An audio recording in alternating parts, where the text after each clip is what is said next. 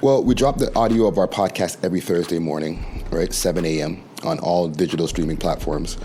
All right, I make sure that it's uploaded the night before once the episode is done. So 7 a.m., everybody always gets an audio guaranteed on Thursday morning, okay, which goes out on our website, welovehiphop.ca.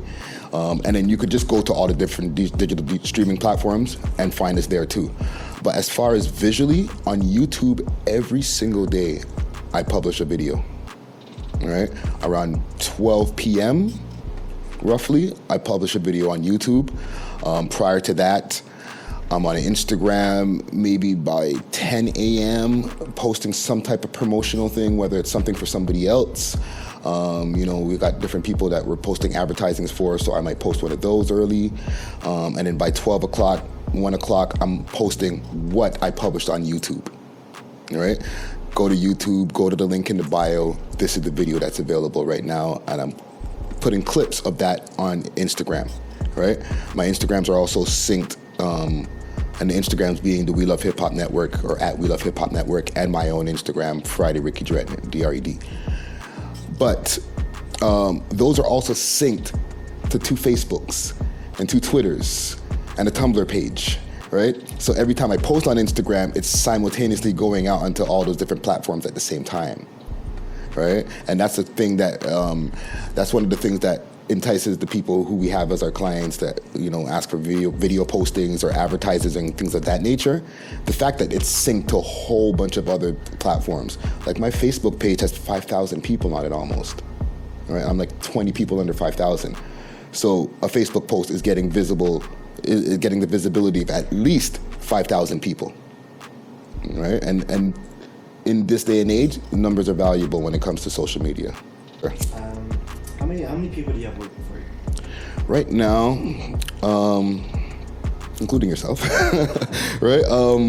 I would say we've got a staff of about 7, right? If I was to include, there's my co-host and I who do the podcast, right? But then I have my assistant Sav that helps me with the podcast, as well as different things for me personally as Friday Ricky Dred. Right, you help me with the editing, right? So that's 2 people right there, right? Because my co-host is more of a partner than an employee. I also have a couple of interns, maybe about 3 interns right now, with the top 10 list every Monday that I put together and drop every Tuesday morning. Just to touch on that quickly, that's a list of 10 new music videos that I present to the public from Canadian artists every Tuesday morning. And then from there, the audience picks what they think the top 6 is and ultimately the number 1, right? Based on their votes of them tagging the person's name. There's been a few people that's come and gone, right?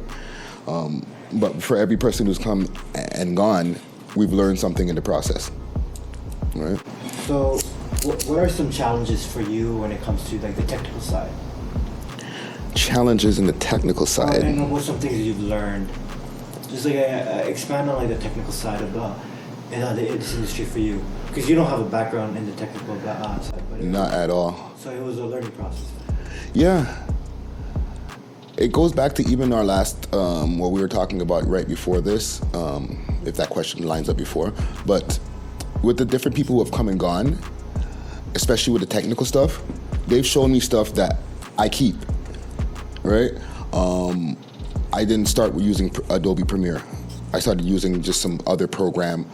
Eventually got some lessons on Adobe Premiere from somebody else, right? And then continued to just make my way through, do a lot of YouTube videos and, the how-to videos and stuff like that. And then, hire somebody else, work with them. They're like, hey, you can do this. Hey, you can color correct like this, da-da-da-da. I'm like, cool. I absorb that information, start using it moving forward. If that person doesn't work out, they actually did because they taught me something that I didn't know before, all right? And then that helps to improve. One of the challenges I would say is just money to always keep on stepping it up, right?